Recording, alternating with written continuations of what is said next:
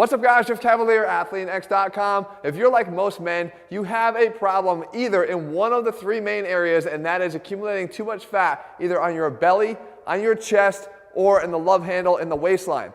Today I'm going to show you how we can conquer those three trouble spots, most importantly by taking a phase-by-phase approach. And it doesn't matter if you have all three, I'm going to show you how we're going to hit them all in this one video. Now right off the bat guys, the one thing that all three of these areas have in common is that they are body fat issues first and foremost. Meaning if your nutrition is not in check, if you're not following a proper nutrition plan, you're never going to be able to conquer these things and get them to look better. However, you don't necessarily have to be able to dial it all the way down to single-digit body fat levels to be able to start to see improvement. And I believe that small improvements are what give us the motivation to continue to make bigger improvements. So when you just get started, the one thing you want to do from a nutrition standpoint is take out the obvious crap. Go through, make one pass through, you know the things you shouldn't be eating. Start eating less of those or start drinking less of the stuff that you know you shouldn't be drinking. And I promise you, as your body fat levels start to decline, you're going to be able to see the impacts that these first level phase one changes will make. And we start right there when it comes to the abs and this belly area. The one thing you have to start doing is you need to be able to feel the abs contracting. I know that when you have a lot of mass in that area, it doesn't really feel like anything's working. As a matter of fact, when you try to crunch, things get in the way. So what I want you to do is I want you to lay down on the ground first, phase one, and just learn how to activate the muscles under there. The key here is to try to do two things. One, cross your legs over each other so you can squeeze the adductors, squeeze your thighs together as hard as possible, and then pull down on your belly. Try to flatten out what we call the transverse abdominis. In other words, we want to act as like we just went into this freezing cold lake and the water is so cold that we just have to kind of pull back and in. And when you get the ability to feel that contraction, even though it's under layers and layers of fat potentially, the ability to feel that contraction is going to be a key first step to getting you further down the road in phase two.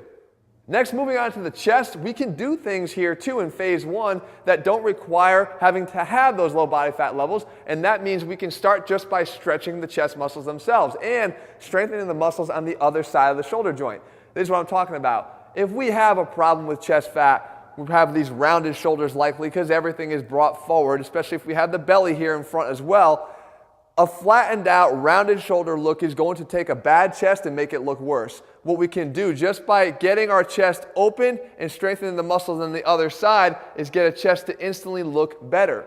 And right off the get-go, that's what we're trying to do because we haven't had that chance yet to make those drastic changes through nutrition. So here's a couple stretches. You do this stretch right here that I've shown you before for the pec major. And as you get this stretch and you sink it in here, and I'll link the video at the end of this so you can get an in-depth on how to do every single step here. You also want to stretch the pec minor as well because that's going to pull your shoulder blade forward too.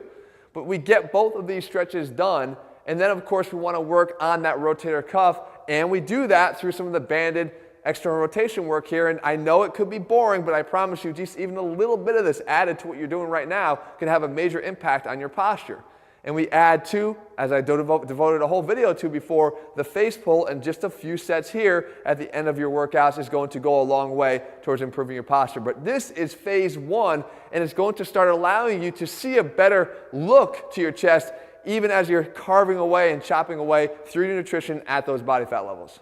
Now when it comes to the love handles, we have to understand the anatomy of what we're talking about first, and that is it's the oblique muscle covered again in too much body fat. So what we can do here from the beginning, again, realizing that we haven't really gone too far yet with our nutrition improvements, is we can at least start working the lats. Because the more we can get a lat differential here with the waistline, you're going to start to create that visual tapering that's going to be important for you as you start to get more encouraged by how you look as you're making those changes. And the big key that I always point out here is you want to make sure that you're taking all of your lat exercises to a full contraction. We shortchange them constantly. Every rep we try to just move as much weight as we can without focusing maybe on dropping the weight just a little bit so we can get a better contraction. The lats will always insert all the way down here low on the waistline, and if we allow it to get a full contraction on every rep, we get a better development of the entire muscle. We want to take advantage of that. So don't shortchange your reps, and certainly don't overlook your lats when it comes to making quick changes to the visual appearance as you're continuing to work on those body fat levels.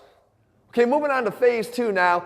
things are getting a little bit more serious. Your nutrition is getting a little bit more in check. You're starting to care a little bit more about the macronutrients, maybe not just getting rid of the obvious stuff. You've done that, but now you got to get a little bit more fine-tuned on optimizing the good things that you are putting in your body. But I'm going to tell you it's going to become a lot easier for you, and you're going to become a lot more interested in it because you've already started to see the changes which have inspired you to keep going down this path.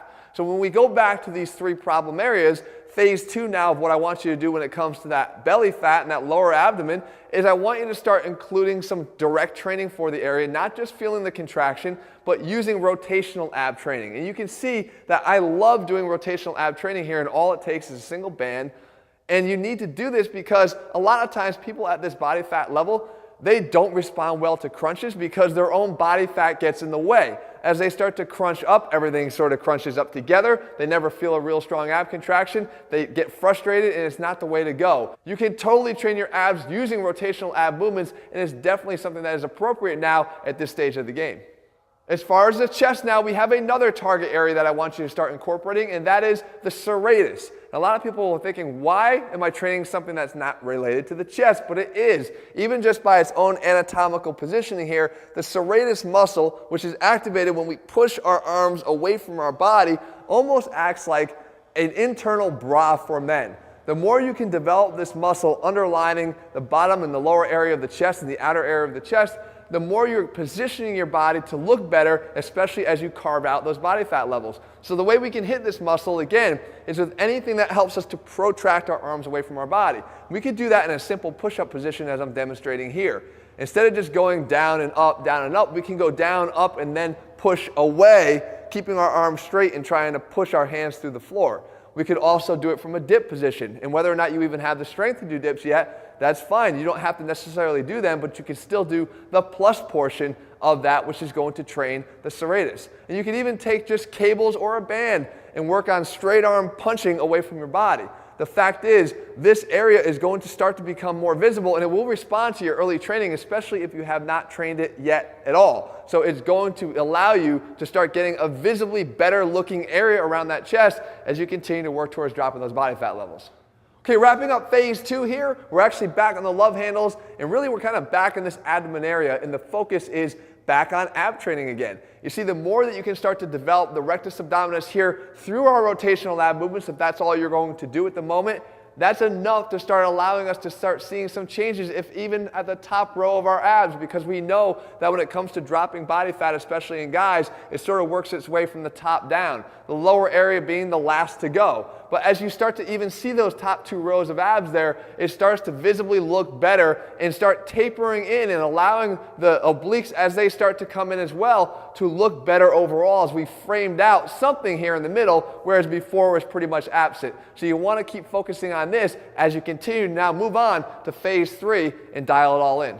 Okay, phase 3 now, you are now locked in. You are not just caring about macronutrients, but you're actually caring about micronutrients as well. You realize that the small details matter, and they can manipulate your body fat levels even a percentage point up or down, and that's where it starts to really start to show. In this phase 3, there's things that we could do now to really bring out those 3 areas that were once trouble spots that are now really starting to look great for you. And when it comes to the abdomen, what we can do here is actually start to do now dedicated ab training, and I recommend doing it at least 5 times a week, up to 7 times a week. Yes, it sounds like a lot, but we're talking about short, condensed workouts that pack a punch. We have posted many videos here on this channel that are really short but effective. Our 6-minute ab workout that, again, I will link in this video as well and down below, is one that you can try just to feel what it's like when you actually go through all the major functions of the abs, from the top down, the bottom up, the rotation top down and bottom up, and using your mid-range and your obliques as well. When we tie it all together, it's a pretty impressive impact that it can make on your abs, and it's something you're going to want to focus on now, because with those body fat levels drop, you want to develop those muscles as much as possible.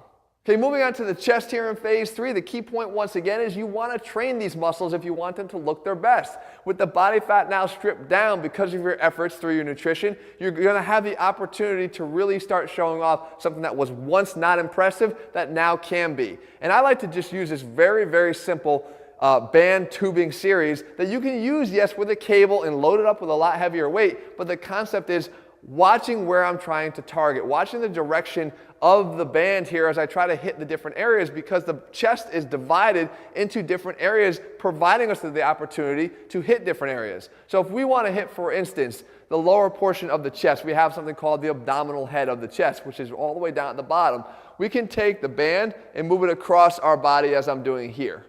Okay, just from the side and across. And of course, we can take it from a high position and then come down and low. And again, you can use cables and heavy weights if you want to here, but what we're doing is we're simulating a dip, which we know works more of the bottom portion of the chest, which is more technically this abdominal head. So we can come down and across. But we also know that we have our upper fibers, the clavicular fibers of the chest, which are oriented more in this direction. And we can hit them by now reversing the direction and having our arm low from here and coming up and across our body. So now you can see we can hit these upper chest fibers with a better angle by just changing the positioning of our arm, and we can wrap it all up by allowing ourselves to just make sure that we get towards a full contraction of the chest. No, we can't really preferentially target the middle of our chest, but we can make sure that we're fully contracting the chest, meaning bringing it all the way across the body here into a full contraction, which is going to give us a better opportunity to make sure that the entire chest is fully developed. Again, you can do this with any single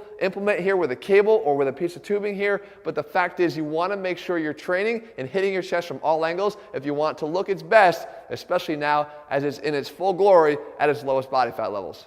And finally, when it comes to the love handles, guys, the reason why I've been talking about the obliques all along and from the very beginning of this video was the fact that these muscles that once looked so bad, that were once those big thick areas that had all that fat hanging over them, this is what they actually look like if you can get rid of that. You see, the oblique is the muscle that is going to be responsible for causing that V shape, that V line down into the abdominal area, into the groin. That's going to make you look a lot leaner and more ripped. And the people that tell you to avoid it don't necessarily understand the main goal of what you should be focusing on. So I want to implore you, train your obliques, and now is the best time to do it. And here's a couple options right here that I've shared before in a video that, again, I can share and give you here at the end of this video so you can watch it in full. But there's ways to train your obliques that don't really require a lot of fancy equipment or even a lot of sets and reps and time. The fact is, now at the right time, with those body fat levels primed and ready to show them off, you want to make sure that you're doing the right things.